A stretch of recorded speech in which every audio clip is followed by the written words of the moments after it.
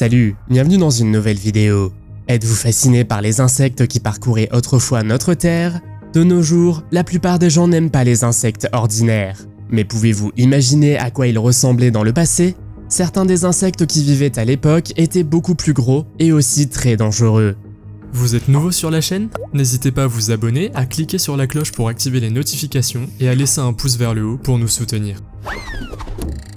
L'Anomalocaris était un grand invertébré qui pouvait atteindre une longueur de près de 40 cm, sans compter les appendices antérieurs et la nageoire caudale. Cet insecte vivait il y a environ 500 millions d'années, pendant la période cambrienne. Il était doté d'une paire de grands yeux composés et de lamelles natatoires le long de son corps.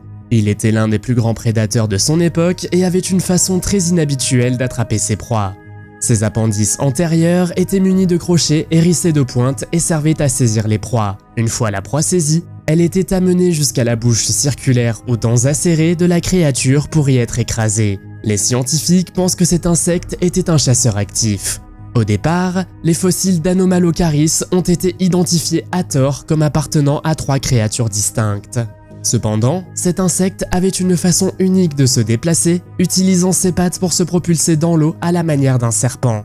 L'Anomalocaris était l'un des plus grands animaux du Cambrien et l'on pense qu'il était un prédateur de premier plan. Malgré son apparence effrayante et son mode de vie de prédateur, l'Anomalocaris n'était pas invincible, car il était chassé par des espèces similaires. Le premier insecte de cette liste n'est autre que la mouche domestique moyenne. En général, elle n'est rien de plus qu'un insecte nuisible ennuyeux. Mais je vous entends penser, les mouches ne sont pas dangereuses, n'est-ce pas? Dans certains cas, elles le sont. On pense que la mouche domestique moyenne est capable de transmettre au moins 65 maladies et 350 types de bactéries. Ces bactéries peuvent mener de la fièvre à la lèpre en passant par la tuberculose. Si cela ne vous semble pas assez grave, vous n'avez pas encore vu la plus grande mouche du monde. Voici la Goromidas eros. Une mouche qui peut atteindre 7 cm de long. Imaginez un instant que cette mouche vole dans votre maison. On trouve cette mouche dans des pays comme la Bolivie, le Paraguay et le Brésil. Assurez-vous de ne pas laisser traîner de la nourriture sans surveillance car les mouches adorent la manger. Les abeilles normales existent sur tous les continents du monde sauf en Antarctique. Cependant, l'abeille géante, scientifiquement appelée Apis dorsata, vit dans les forêts d'Asie du Sud et du Sud-Est, notamment dans la forêt du Terai au Népal. Il s'agit de la plus grande espèce d'abeilles à miel, mesurant environ 2,5 cm de long. Leurs nids sont souvent construits loin du sol dans les arbres. La piqûre d'une abeille géante peut provoquer toute une série de symptômes allant de réactions allergiques légères, de douleurs abdominales, d'une gêne thoracique à des lésions organiques graves ou à une blessure sérieuse des intestins. Il y a quelque temps, un groupe de chercheurs a publié une étude faisant état de cas graves de piqûres d'abeilles géantes au Sri Lanka. L'un des cas concernait un homme de 70 ans qui avait été poursuivi par 200 abeilles. Comme l'abeille géante est une espèce d'abeille plutôt agressive, elle n'est jamais gardée par les apiculteurs. Le gigatitan était un énorme insecte qui vivait à l'ère permienne il y a environ 298 à 252 millions d'années. Cette période a été marquée par certains des changements les plus spectaculaires de l'histoire de la Terre, notamment la formation du supercontinent Pangée. Une extinction massive a également eu lieu à la fin du Permien, avec la disparition d'environ 96% des espèces marines et 70% des espèces terrestres. Le gigatitan était un insecte prédateur éteint d'une envergure de 71 cm. Il possédait en outre de grandes ailes couvertes d'un réseau de veines qui lui donnaient le soutien et la force nécessaires au vol. Ces ailes étaient attachées à un thorax robuste et musclé qui abritait également les puissantes pattes de l'insecte. Fait intéressant, le gigatitan n'était pas une véritable libellule, mais appartenait à un groupe d'insectes connu sous le nom de mouches méganeurides. Ces insectes comptaient parmi les prédateurs les plus grands et les plus impitoyables de l'ère permienne, capables de capturer et de manger d'autres insectes, ainsi que de petits reptiles et amphibiens. Imaginez à quel point les humains auraient pu être terrifiés s'ils avaient vécu à cette époque. La chenille-chat est un papillon aux longs cheveux qui fait penser à un chat persan. Et non, ce n'est pas un Pokémon sympathique, car cet insecte fait partie des insectes les plus venimeux du monde. Vous pouvez les trouver principalement au Mexique et dans l'est des États-Unis. Ce sont en fait les larves qui rendent cet insecte si dangereux. Il est donc préférable de ne pas les toucher. Elles ont des poils en forme de brosse qui sont accompagnés d'une bande orange sur le dos. Cependant, ces poils cachent une arme secrète, des épines venimeuses. Si elles entrent en contact avec votre peau, vous ressentirez une douleur indescriptible. En effet, le venin de cette chenille se répand dans tout votre corps. Si vous avez été piqué, il est recommandé de nettoyer immédiatement la plaie et de retirer d'abord les poils qui sont coincés dans votre peau. Le Megalograptus était l'un des premiers arthropodes prédateurs connus et a joué un rôle crucial dans la formation des premiers écosystèmes marins. Le Megalograptus était un scorpion de mer qui vivait à l'époque du Silurien, il y a environ 430 millions d'années. Il s'agissait d'une sorte de prédateur aquatique qui aurait vécu dans les mers peu profondes et les récifs. C'était également l'un des plus grands arthropodes de son époque, avec une longueur de corps pouvant atteindre 1 mètre. Outre son long corps, il possédait une paire de grandes griffes à l'avant qu'il utilisait pour capturer et écraser ses proies. Il avait également de longues pattes fines qui lui permettaient de se déplacer dans l'eau. Cependant, son corps était recouvert d'un squelette externe dur qui lui assurait protection et soutien. L'une des caractéristiques les plus intéressantes du Megalograptus était son système respiratoire. Au lieu de branchies, il absorbait l'oxygène de l'eau grâce à de petites structures en forme de plaques sur son squelette externe. Les guêpes à papier sont des insectes étonnants. Leurs nids ronds et inversés sont réalisés en papier, d'où leur nom. On les appelle aussi parfois guêpes parapluies car leurs nids y ressemblent. Ce sont des guêpes rayées de couleur rouge-brun qui ne sont pas très douées pour piquer. Cependant, la piqûre d'une guêpe à papier est mordante et brûlante, avec un arrière-goût nettement amer. Cela est dû au fait qu'elle libère des toxines qui provoquent des réactions allergiques, des gonflements des lèvres ou de la gorge. Dans le pire des cas, elles peuvent même entraîner la mort. Les autres symptômes comprennent des vertiges, des vomissements, des crampes abdominales et un rythme cardiaque rapide. Leur piqûre sert de défense contre des animaux plus grands comme les oiseaux, les chiens, les loups et les humains. La bonne nouvelle cependant, c'est qu'elles n'attaquent que si elles se sentent menacées. Alors marchez autour d'elles en formant un large cercle. Le Titanomyrma, mieux connu sous le nom de fourmi géante, était une fourmi préhistorique qui vivait à l'époque de l'Éocène, il y a environ 34 à 56 millions d'années. La Titanomyrma était l'une des plus grandes fourmis ayant jamais existé, avec une longueur de corps pouvant atteindre 5 cm. On pense qu'elle était un prédateur de premier plan dans son écosystème, chassant d'autres insectes et même de petits vertébrés. Il existait 2 types de Titanomyrma, Titanomyrma gigantea et Titanomyrma similima. Cependant, la Titanomyrma gigantea était plus grande et plus agressive. La fourmi géante avait également une structure de mâchoire particulière qui lui permettait de capturer facilement ses proies. Les scientifiques pensent qu'elle possédait également un aiguillon venimeux. La taille de la Titanomyrma serait liée à la concentration d'oxygène dans l'atmosphère à l'époque de l'Éocène. À cette époque, les niveaux d'oxygène étaient plus élevés qu'aujourd'hui, ce qui a peut-être permis aux insectes d'atteindre des tailles plus importantes. Malgré sa taille, la Titanomyrma était un membre efficace et coopératif de sa colonie. On pense qu'elle fonctionnait à peu près comme les fourmis modernes avec une division claire du travail. Pouvez-vous imaginer des milliers de fourmis de cette taille se jetant sur vous? Une idée qui donne la chair de poule. On trouve des guêpes presque partout dans le monde. Elles sont extrêmement utiles car elles mangent les mouches et les moustiques. Vous les avez déjà vues voler dans votre jardin ou sur votre balcon, mais saviez-vous qu'il en existe plus de 75 000 espèces différentes? L'une d'entre elles est le Yellow Jacket, que l'on trouve principalement en Amérique du Nord. Contrairement aux guêpes qui vous laissent généralement tranquille, cette guêpe est connue pour son agressivité.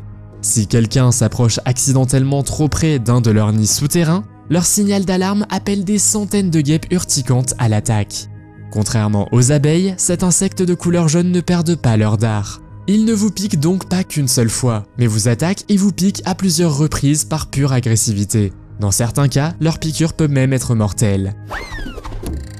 Lors de la découverte du mégarachné, on a d'abord cru qu'il s'agissait d'une araignée géante, mais des études ultérieures ont révélé qu'il s'agissait d'un scorpion de mer connu sous le nom d'Euriptide. Les Euriptides sont un groupe éteint d'arthropodes aquatiques qui vivaient à l'ère paléozoïque il y a 541 à 251 millions d'années. L'espèce mégarachné a été décrite pour la première fois dans les années 1980 à partir d'une empreinte fossilisée trouvée en Argentine. Depuis, d'autres recherches ont été menées pour mieux comprendre cette créature fascinante. On pense qu'il vivait dans des mers peu profondes et qu'il utilisait ses puissantes griffes pour capturer et tuer ses proies. L'une des caractéristiques les plus remarquables du mégarachné était sa taille. Au départ, on pensait que ses pattes mesuraient environ 4 mètres. Toutefois, cette estimation a ensuite été remise en question par les scientifiques, certains suggérant qu'elle était plus petite. Malgré sa petite taille, le mégarachné reste une espèce importante à étudier car il permet de mieux comprendre l'histoire de l'évolution des arthropodes. En effet, le mégarachné et d'autres euriptides font partie des premiers arthropodes à avoir évolué. Je vous vois déjà penser comment les coléoptères peuvent être dangereux. On dit qu'il existe plus de 350 000 espèces différentes de coléoptères dans le monde, il est donc normal qu'il y ait des espèces dangereuses parmi elles. Certaines d'entre elles peuvent même vous mordre. Commençons par le scarabée titan, l'un des plus grands insectes du monde, qui mesure près de 17 cm de long. Ils vivent principalement dans les forêts tropicales et leurs mâchoires inférieures sont assez puissantes pour briser des crayons en deux, sans parler de percer la chair humaine.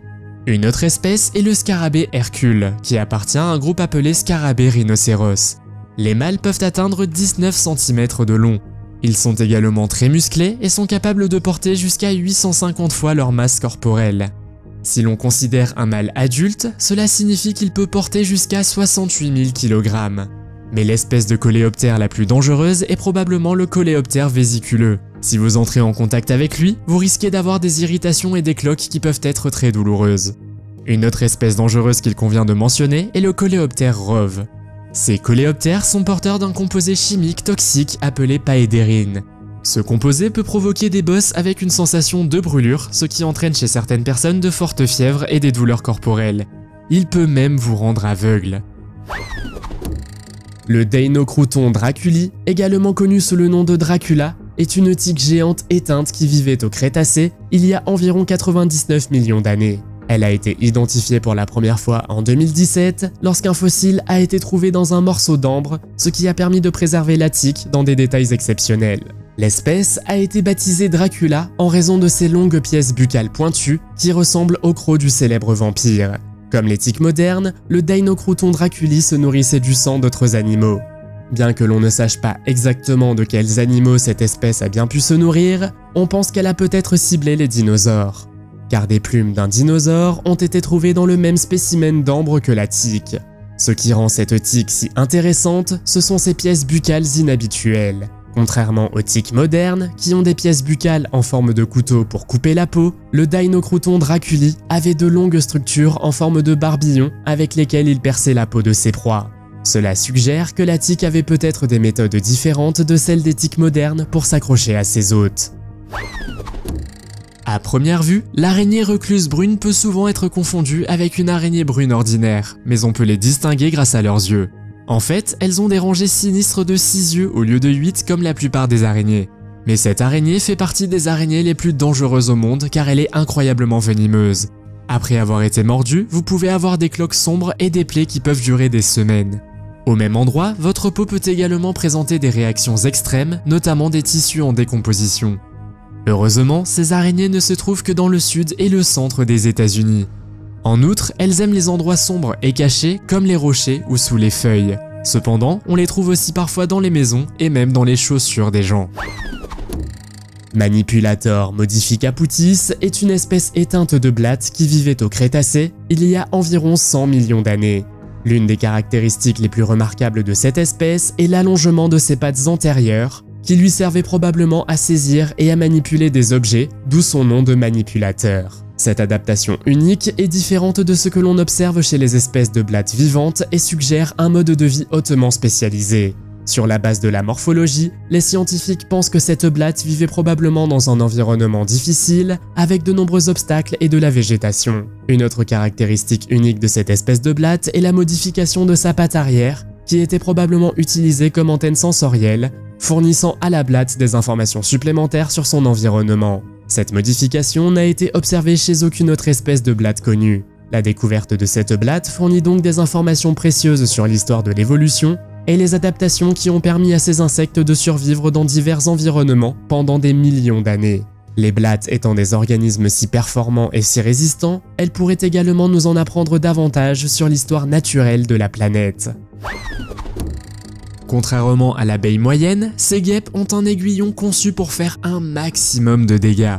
Les guêpes à taches blanches peuvent vous piquer à plusieurs reprises, il est donc préférable de rester à l'écart de ces insectes. Tout prédateur ou intrus qu'ils considèrent comme une menace. N'oubliez pas que vous avez affaire à un insecte qui aime croquer les abeilles plutôt que de les éviter.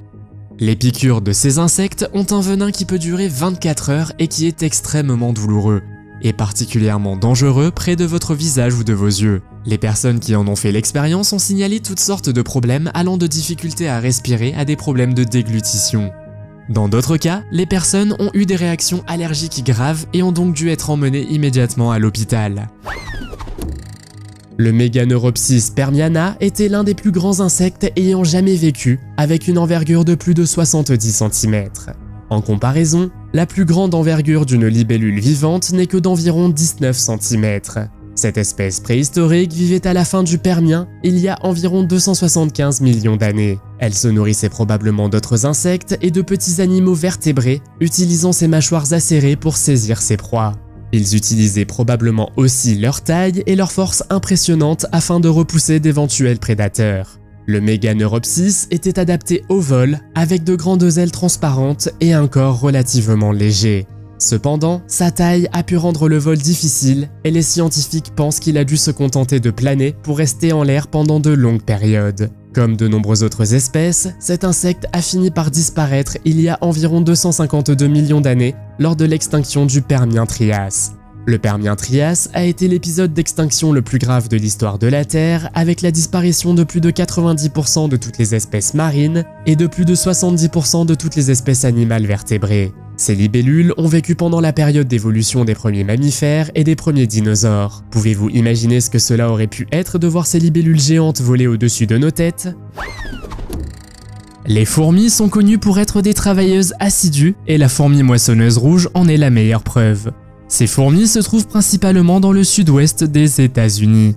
Leur nourriture est constituée de graines et elles les mangent en grande quantité. Avec leur énorme mandibule, elles broient minutieusement les graines et les stockent dans une sorte de grenier. Ces petits travailleurs de seulement 7 mm veillent à ce qu'il y ait suffisamment de nourriture pour tout le monde tout au long de l'année. Elles sont donc surnommées la fourmi moissonneuse rouge. La fourmi moissonneuse rouge n'est pas seulement une grande cueilleuse de nourriture, mais aussi une redoutable piqueuse. Certaines espèces ont des épines barbelées qui peuvent briser la peau. Cependant, elles peuvent être encore plus méchantes car elles peuvent piquer plusieurs fois. L'effet de leur piqûre peut voyager le long des canaux lymphatiques et causer de graves dommages.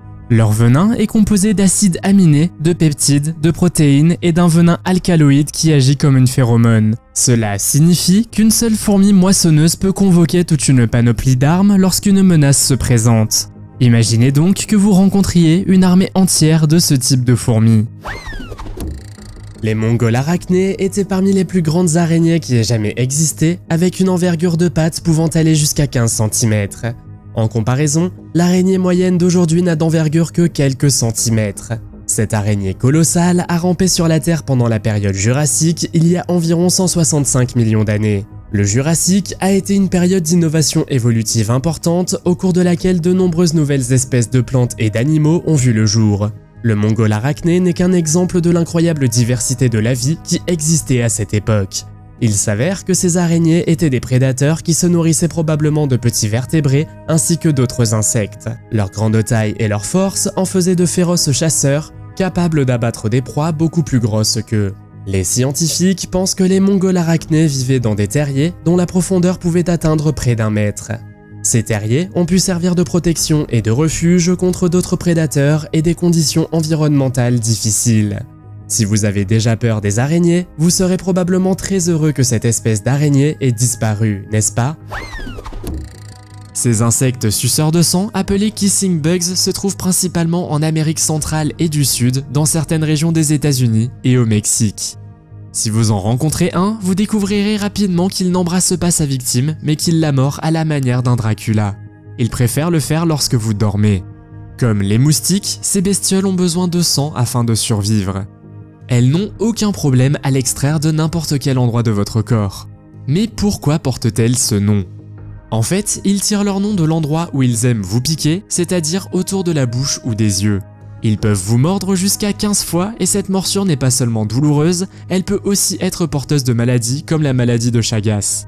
Les symptômes de cette maladie sont une forte fièvre, des vomissements, une anémie et des gonflements. Dans les premiers stades, cette maladie peut encore être traitée, mais ce n'est plus le cas après quelques mois. En Amérique du Sud, cette maladie est devenue un gros problème et a malheureusement causé un sort très malheureux à de nombreuses personnes. Originaire d'Amérique centrale et du Sud, la guêpe guerrière ou Cynoeca est connue pour sa piqûre extrêmement douloureuse. Contrairement à la plupart des insectes, qui n'attaquent que lorsqu'ils sont provoqués, la guêpe guerrière est naturellement agressive. Selon le chercheur en insectes Justin Schmidt, qui a écrit le livre The Sting of the Wild, la piqûre de cet insecte donne l'impression d'être enchaîné dans le courant d'un volcan actif. Il vous sera presque impossible d'en imaginer la douleur. En plus de sa piqûre, la guêpe a une autre façon d'effrayer ses ennemis à l'avance. Elles sont connues pour battre agressivement leurs ailes de haut en bas. C'est pour cette raison qu'elles ont été surnommées guêpes tambourinaires. Cela dissuade aussi généralement les prédateurs, mais si cela ne fonctionne pas, leur piqûre est la deuxième option de défense. L'Aptenopericius burmanicus est un genre de guêpe éteint qui contient 8 espèces connues et est le seul genre de la famille des Aptenopericidae. Les guêpes de ce genre se distinguent par leur apparence unique comparée à une combinaison de fourmis, de sauterelles et de guêpes. Grâce à un spécimen remarquablement bien conservé, les scientifiques ont pu étudier la guêpe en détail. Le fossile remarquable présentait une tête bien conservée, mais en raison du processus de conservation, l'abdomen était aplati. On pense que la guêpe avait un corps mince avec une structure distinctive en forme de cou. La tête était allongée et comportait de grands yeux composés, des antennes et des mâchoires puissantes. Les ailes sont claires avec des veines visibles et de petits poils, et les pattes sont longues et fines, ressemblant à celles d'une sauterelle. Le spécimen trouvé est une femelle d'environ 2,7 cm de long. Il s'agit d'une guêpe sans ailes, mais on pense que cette espèce a perdu ses ailes à cause de la densité de la végétation environnante. Le cubrin est un papillon de nuit doté de minuscules poils venimeux. Heureusement, il n'y a que quelques endroits dans le monde où l'on trouve cet insecte. Cette espèce invasive a été introduite accidentellement d'Europe en 1897 et se trouve maintenant aux États-Unis sur la côte du Massachusetts et du Maine. Une espèce invasive signifie en fait que l'insecte est devenu largement surpeuplé et qu'il cause des dommages à son nouvel environnement. Le papillon en lui-même n'est pas trop dangereux, mais il faut être particulièrement prudent lorsqu'il est encore à l'état de larve. En effet, les larves sont recouvertes de poils toxiques qui peuvent provoquer une dermatite chez les personnes sensibles. Celle-ci provoque une éruption cutanée très grave. Essayez donc d'éviter tout contact avec cet insecte dangereux. Les trilobites ont été parmi les premiers animaux à développer des yeux, certaines espèces possédant même des systèmes visuels très complexes et avancés. Ils faisaient partie des premiers arthropodes connus et régnaient dans les eaux peu profondes jusqu'aux grandes profondeurs de l'océan. Les trilobites ont vécu du début du Cambrien à la fin du Permien, il y a environ 520 à 251 millions d'années. Ils étaient incroyablement diversifiés, avec plus de 20 000 espèces différentes connues dans les archives fossiles. Leur corps était divisé en 3 parties principales, la tête, le thorax et la queue, avec des pattes distinctives attachées au thorax. Malgré leur diversité et leur succès pendant des millions d'années, ils se sont éteints à peu près en même temps que les dinosaures. Pouvez-vous croire qu'il y avait autant d'insectes effrayants et de grande taille sur Terre à l'époque? Faites-le moi savoir dans les commentaires. La fourmi de velours porte également un autre nom beaucoup plus terrifiant, celui de tueur de vaches. Mais ne vous inquiétez pas, il n'y a aucun cas connu où cet insecte a réellement tué une vache. Le nom décrit seulement la douleur de la piqûre de l'insecte. Selon ceux qui ont fait l'expérience d'une telle piqûre, la douleur est réputée insupportable. Bien que la fourmi de velours porte le nom de fourmi dans son nom, il ne s'agit pas d'une fourmi mais d'une guêpe. La raison pour laquelle on la confond souvent avec une fourmi est que la femelle n'a pas d'ailes. Un autre fait moins amusant concernant cette guêpe est la façon dont les femelles pondent leurs œufs. Au lieu de construire son propre nid, elle s'empare du nid d'une autre espèce, et quand la larve éclot, elle mange la chrysalide de l'hôte. La férocité de la fourmi velours est renforcée par ses nombreuses formes d'armes défensives, notamment son odeur de défense chimique, son squelette externe épaissi, ses avertissements sonores et bien sûr son venin. L'abeille tueuse est le surnom de l'abeille africanisée qui était un croisement entre l'abeille domestique d'Afrique de l'Est et plusieurs espèces d'abeilles européennes. Elles sont originaires du Brésil et ont maintenant envahi certaines parties de l'Amérique du Sud et de l'Amérique centrale. Cette espèce d'abeille est appelée abeille tueuse pour une raison. Elles peuvent chasser des centaines de personnes à la fois si vous les dérangez, et elles sont responsables de la mort de plus de 1000 personnes par année. Une abeille tueuse peut piquer 10 fois plus que les autres espèces, ce qui la rend extrêmement dangereuse. En octobre 2010, un homme de 73 ans était en train de débroussailler lorsqu'il a accidentellement perturbé une ruche. Comme vous pouvez le deviner, il n'avait aucune chance contre des centaines d'abeilles. On raconte également que des abeilles ont poursuivi des gens sur plus de 400 mètres. Parapoussosia sepenradensis est une espèce éteinte d'ammonites qui vivait à la fin du Crétacé, il y a environ 83 à 71 millions d'années. Elle habitait les environnements marins de ce qui est aujourd'hui la Westphalie, en Allemagne. Il s'agit de la plus grande espèce d'ammonites connue, avec une coquille pouvant atteindre 1,2 m de diamètre et peser plus de 100 kg. Cependant, on ne sait pas si l'ammonite était un nageur rapide ou si elle vivait principalement sur les fonds marins. La taille exacte de l'ammonite fait l'objet d'un débat, car de nombreux spécimens sont incomplets ou endommagés.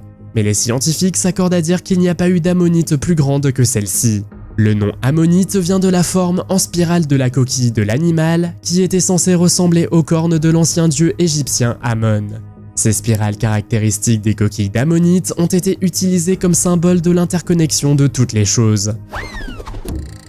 La fourmi Dorilus, également connue sous le nom de fourmi conductrice, a des colonies comptant parfois plus de 20 millions d'individus différents. On les trouve principalement en Afrique centrale et orientale et dans certaines régions tropicales d'Asie. Ces fourmis sont carnivores et leur nourriture se compose principalement de vers de terre. Mais elles sont également connues pour attaquer les animaux qui ne s'éloignent pas assez vite de leur chemin. Il est maintenant bien connu que seules les fourmis de feu rouge peuvent mordre, mais ce n'est pas vraiment le cas. Il existe plus de 12 000 espèces de fourmis qui peuvent le faire. Cependant, la fourmi Dorilus utilise ses mâchoires en forme de ciseaux pour mordre ses proies. Et lorsqu'elles se sentent menacées, elles utilisent ses mâchoires sur les humains. Ceux qui ont eu cette expérience disent qu'il est difficile d'enlever cette fourmi parce que leurs mâchoires sont extrêmement fortes. Sans parler du fait que la morsure est extrêmement douloureuse. Arthropleura est le plus grand mille-pattes ayant jamais vécu et pouvait atteindre une longueur incroyable de 2,6 mètres. Cet animal a été découvert dans les marais houliers d'Écosse et d'Amérique du Nord et vivait à la fin de la période carbonifère il y a environ 300 millions d'années. L'Arthropleura était un herbivore qui se nourrissait de plantes et d'autres matériaux végétaux qu'il trouvait dans les zones boisées. Il utilisait probablement ses puissantes mâchoires pour broyer des matières végétales coriaces, comme le font aujourd'hui les insectes herbivores tels que les sauterelles et les coléoptères. Malgré sa taille impressionnante, l'Arthropleura n'était pas un prédateur et ne représentait probablement pas une menace pour les autres grands animaux. Son principal mécanisme de défense était probablement son squelette externe robuste qui lui permettait de se protéger contre les prédateurs et les dangers environnementaux. L'extinction de l'Arthropleura fait encore l'objet de débats parmi les scientifiques. Certains pensent que les changements de climat et de végétation survenus à la fin du Carbonifère ont contribué à sa disparition, tandis que d'autres suggèrent que des écosystèmes plus complexes et l'évolution de nouveaux prédateurs supérieurs dans la région ont joué un rôle. Si vous n'aimez pas les mille-pattes, vous ne voulez certainement pas rencontrer le mille-pattes géant. On les trouve principalement dans le sud de l'Amérique, sous les tropiques, et comme leur nom l'indique, ils sont énormes. C'est l'un des plus grands mille-pattes du monde et il peut atteindre une longueur de 30 cm. Croyez-le ou non, ce Chinois en a même acheté un comme animal de compagnie. Ils sont connus comme des chasseurs agressifs et peuvent facilement vaincre les araignées, les scorpions et autres très gros insectes. Si le mille-pattes rencontre un animal plus gros, il peut utiliser son venin pour se défendre durant la bataille. Heureusement, les gens sont rarement piqués, mais lorsqu'ils le sont, c'est extrêmement douloureux. Les symptômes que vous pourriez ressentir à cause du poison sont la fièvre, la nausée et des problèmes du système cardiovasculaire. C'est aussi un fléau très grave pour les agriculteurs et les personnes qui aiment le jardinage. Le weta géant des arbres est l'un des plus grands insectes ayant jamais vécu sur Terre. Il est originaire de Nouvelle-Zélande. Non seulement il s'agit de l'un des plus gros insectes au monde, mais il est également considéré comme l'insecte le plus lourd. Un weta géant peut peser environ 70 grammes. Bien qu'il n'ait pas de piqûre, il peut vous infliger une morsure vicieuse. Leur nom vient du peuple maori qui a d'abord habité la Nouvelle-Zélande et signifie dieu des choses laides. Vous avez donc affaire à un insecte très ancien. Les fossiles de mouches géantes remontent à la période triasique il y a plus de 190 millions d'années. Cela signifie que ces insectes sont plus anciens que certains dinosaures. Un autre fait étrange à leur sujet est qu'ils ont des oreilles sur leurs genoux, probablement une erreur de mère nature. Les radiodontes comme Cambroraster sont souvent appelés monstres marins en raison de leur apparence inhabituelle et bizarre. Cambroraster est un genre éteint de radiodontes urdiides qui vivait au Cambrien moyen il y a environ 505 à 510 millions d'années. Cet insecte unique est un genre monotypique, ce qui signifie qu'il s'agit de la seule espèce connue du genre. Le nom Cambroraster est dérivé des griffes caractéristiques de l'animal qui consistaient en une série de protubérances parallèles. Ces griffes acérées servaient à capturer de la nourriture et étaient peut-être adaptées aux écosystèmes complexes des océans. Cette créature marine appartenait à un groupe diversifié d'arthropodes qui figuraient autrefois parmi les prédateurs les plus dominants et les plus efficaces des océans. Ils étaient également connus pour leurs caractéristiques anatomiques bizarres et souvent très spécialisées, telles que leurs épines complexes et leurs membres multisegmentés. Malgré leur apparence intimidante, certaines espèces ne s'attaquaient qu'aux petits animaux et au plancton, tandis que d'autres fouillaient les carcasses ou se nourrissaient par filtrage. L'araignée australienne à toile entonnoir, également connue sous le nom d'Atracidae, est considérée comme l'araignée la plus mortelle. Heureusement, on ne la trouve que dans l'est de l'Australie. L'araignée compte au moins 40 sous-espèces, mais elles ne sont pas toutes aussi dangereuses. Cependant, certaines, comme l'araignée australienne à toile entonnoir, ont des poisons très puissants qui agissent très rapidement. Les symptômes que vous pourriez ressentir sont des crampes au cœur et aux muscles. 13 personnes n'auraient pas survécu après avoir touché cette araignée. Mais heureusement, un antidote a été développé en 1981 et depuis lors, il n'y a pas eu de nouvelles victimes. Alors si vous décidez de partir en vacances en Australie et que vous vous trouvez à proximité des zones forestières humides, prenez garde. Car même s'il y a un antidote, la morsure est toujours très douloureuse. Moi-même, je n'aime pas les petites araignées, mais si je rencontrais cette araignée, cela me ferait extrêmement peur. Campanile giganteum est un escargot de mer fossile exceptionnellement grand qui vivait dans les océans à l'époque de l'Éocène. Les coquilles de ces escargots de mer sont souvent retrouvées dans des couches rocheuses contenant également des fossiles d'autres animaux anciens, ce qui fournit des indices importants sur l'écologie des océans il y a des millions d'années. On pense que ces escargots de mer vivaient sur Terre il y a 56 à 34 millions d'années. Ils appartenaient à la famille des Campanilidae, un groupe de mollusques marins connus pour leurs coquilles allongées caractéristiques. Cet escargot de mer était remarquable par sa taille, sa coquille atteignant 120 cm de long, ce qui en faisait l'une des plus grandes espèces de mollusques ayant jamais vécu. Cependant, les autres animaux devaient se méfier de cette créature, car sa coquille était dotée d'une pointe acérée et d'une série de fines nervures. Le Campanile giganteum se trouvait principalement dans le bassin parisien en France, où il vivait dans des eaux marines peu profondes. Comme les autres membres de sa famille, il se nourrissait probablement de petits organismes tels que le plancton et d'autres micro-organismes. La chenille assassin, comme on appelle cet insecte, se trouve principalement dans les forêts tropicales du sud du Brésil et est connue comme la chenille la plus dangereuse au monde. Elle a également été classée dans le Guinness World Records comme la chenille la plus toxique. Vous ne devez jamais toucher cette chenille, car tout d'abord son corps est recouvert de poils épineux et son mécanisme de défense peut injecter un poison mortel qui détruira alors vos globules rouges. Elles peuvent atteindre une taille de 4,5 à 5,5 cm et ce qui les rend particulièrement dangereuses, c'est que vous pouvez à peine les voir, car elles peuvent se camoufler parfaitement dans l'écorce d'un arbre. Cependant, si vous en trouvez une, il y a de fortes chances qu'il y en ait plusieurs dans les environs, car ils vivent souvent en groupe. Yachelopterus est un arthropode aquatique éteint qui était prédateur et vivait dans nos océans il y a plus de 400 millions d'années. Cette espèce a été décrite pour la première fois en 1914 par un géologue allemand nommé Otto Haeckel. Ces créatures sont connues sous le nom de scorpions de mer, bien qu'il ne s'agisse pas de véritables scorpions.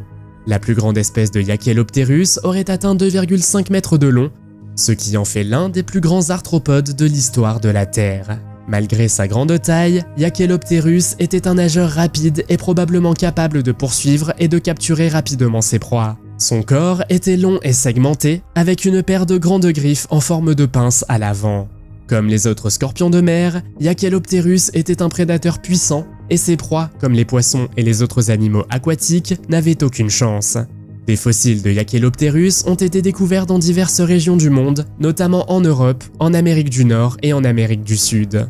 Les scientifiques pensent que le Yachelopterus a joué un rôle important en tant que prédateur supérieur et qu'il a contribué de manière significative à l'évolution.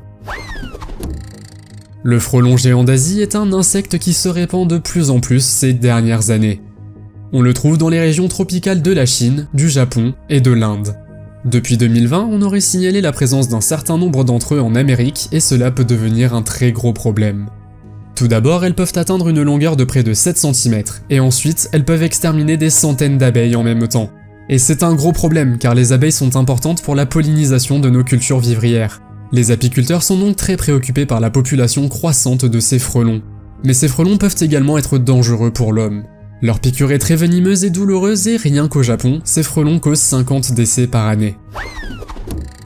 Le chercheur en insectes Justin Schmidt ne s'est pas contenté d'écrire le livre The Sting of the Wild. Pour écrire ce livre, il a étudié diverses piqûres d'insectes en les expérimentant directement. Au cours de ce processus, il a créé le Schmidt Sting Pain Index qu'il a utilisé pour classer les piqûres. L'insecte en tête de cet indice n'est autre que la fourmi à balles.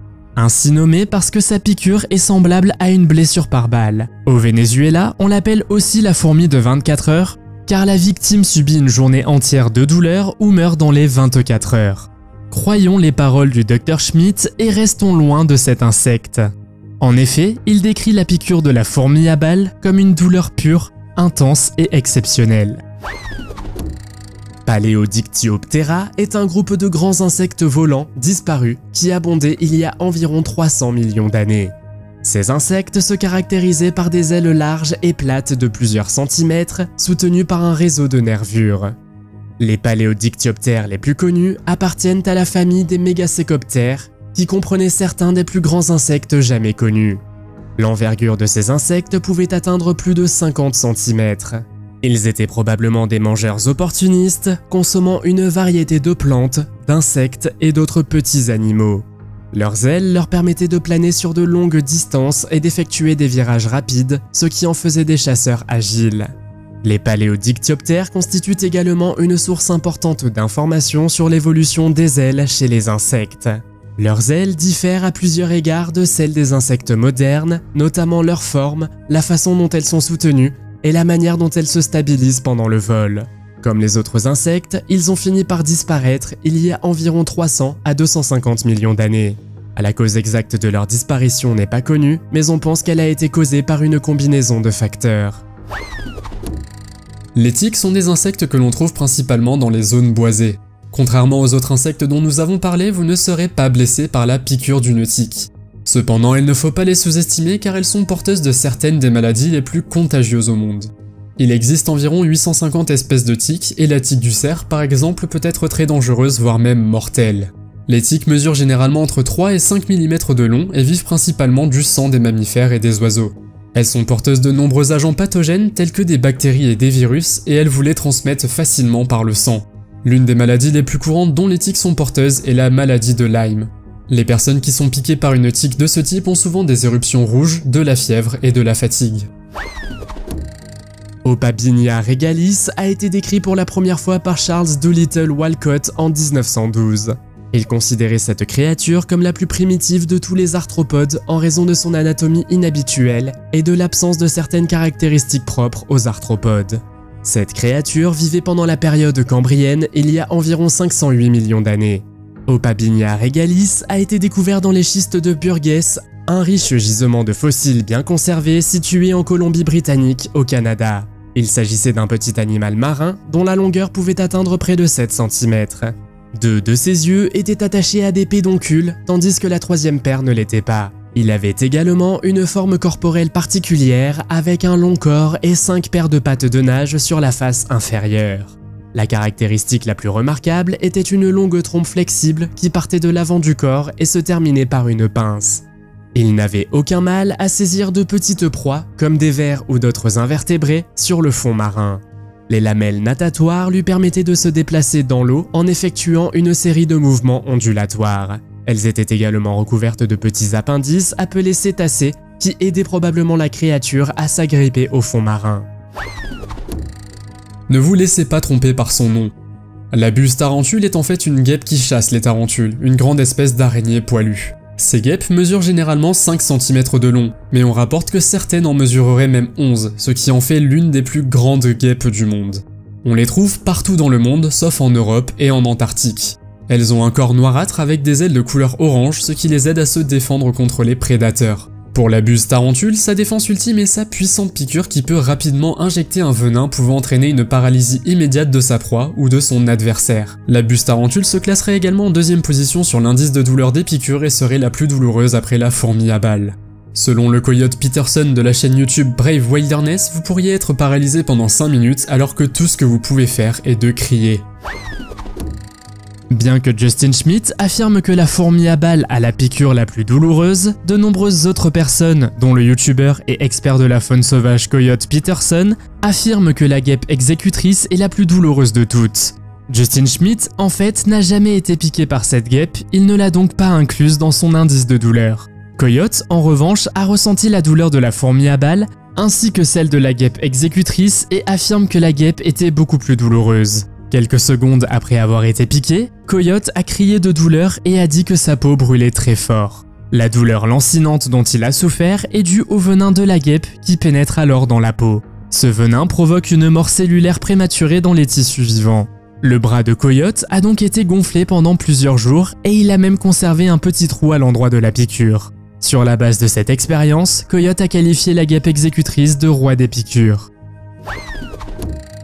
Les fourmis de feu sont connues comme des fourmis qui peuvent piquer et sont donc très redoutées. Les fourmis normales mordent et injectent de l'acide dans la blessure, mais les fourmis de feu mordent et injectent un venin. Ce poison peut souvent tuer de petits animaux. Pour l'homme, la piqûre n'est peut-être pas une menace sérieuse, mais elle est très douloureuse. Dans 5% des cas, il peut provoquer une suffocation chez l'homme en raison de la réaction allergique. Comme leur nom l'indique, ces fourmis de feu laissent une sensation de brûlure sur la peau. Elles sont également connues pour leur capacité à affecter sérieusement les réserves naturelles. Rien qu'aux États-Unis, plus de 5 milliards de dollars par an sont consacrés aux traitements médicaux, aux dommages et au contrôle de ces insectes. Isotellus rex est un spécimen impressionnant dont la longueur est estimée à environ 70 cm, ce qui en fait l'un des plus grands trilobites connus de la science. Il s'agit d'une taille énorme par rapport à la plupart des autres fossiles de trilobites qui ne mesuraient généralement que quelques centimètres de long. La découverte du plus grand fossile de trilobites connu a donc incité les scientifiques à en savoir plus. Le fossile consiste en un bouclier dorsal presque complet. Le bouclier dorsal est l'enveloppe protectrice qui s'étend sur le haut du corps et il a été découvert sur un site du Manitoba, au Canada. Isotellus rex était probablement un prédateur qui chassait des vers et d'autres invertébrés sur le fond marin. On pense qu'il s'est traîné au fond de l'océan, utilisant la combinaison de ses nombreuses pattes et des segments flexibles de son corps pour localiser facilement ses proies. Malgré sa taille, Isotellus rex était bien adapté à la vie en mer. Son exosquelette fortement blindé lui permettait de se protéger contre les prédateurs et de réguler sa flottabilité. Et grâce à ses nombreuses pattes, il pouvait se déplacer rapidement et efficacement dans l'eau. L'insecte le plus dangereux de cette liste n'est autre que le moustique. Les moustiques se nourrissent du sang des animaux mais aussi des humains. Le sang est plein de protéines dont les moustiques ont besoin pour produire des œufs. Leur piqûre provoque une éruption cutanée qui démange car leur salive est transmise durant la piqûre. Comme les tiques, les moustiques transmettent des maladies aux humains et aux animaux. Selon diverses données, ils sont responsables de la mort de plus de 700 000 personnes par an. L'Afrique, l'Amérique du Sud et l'Asie seraient touchées par la plupart des populations de moustiques. Certaines des maladies que les moustiques peuvent transmettre sont le virus Zika, le virus du Nil occidental et le paludisme. Pulmonoscorpius kirktonensis est une espèce éteinte de scorpions qui vivait au début de la période carbonifère il y a environ 330 millions d'années. Cette espèce est l'un des plus grands scorpions jamais découverts, le plus grand individu connu mesurant plus de 70 cm de long. Des restes fossiles de ce scorpion tueur ont été découverts pour la première fois dans la formation de Kirkton, en Écosse. Étonnamment, les tissus mous de ce scorpion préhistorique étaient très bien conservés. Cela a permis aux scientifiques d'étudier l'anatomie et le comportement de ce scorpion plus en détail que les autres scorpions fossilisés qui ont été découverts. Pulmonoscorpius kirktonensis vivait probablement dans divers environnements aquatiques et semi-aquatiques, notamment des rivières, des lacs et des marécages. C'était également un prédateur très efficace qui utilisait ses griffes acérées et son dard venimeux pour capturer ses proies. L'une des caractéristiques les plus remarquables de ce scorpion est sa capacité à respirer de l'air, ce qui en fait l'un des premiers scorpions connus à avoir développé cette adaptation. Les Oestridés, également connues sous le nom de mouches frelons, ne sont pas plus grandes que votre pomme, mais elles sont terrifiantes. Les Oestridés sont un type de mouche parasite, ce qui signifie qu'elles ont besoin d'un hôte, et oui, cela peut aussi inclure les humains. Elles ne peuvent littéralement pas achever leur cycle de vie si elles ne passent pas leur stade larvaire dans un hôte approprié. Afin de trouver un hôte, elles déposent leurs œufs sur un insecte hématophage comme un moustique par exemple. Lorsque ce moustique pique quelqu'un, les œufs sont transmis. Et la chaleur du corps de l'hôte favorise l'éclosion des œufs.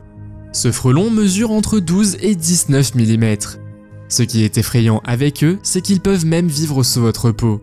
Dans la plupart des cas, l'hôte survit, mais il y a un risque que la peau s'infecte. Et cette infection peut malheureusement être mortelle. Cependant, si vous voulez enlever ce parasite, vous aurez besoin d'une paire de pinces.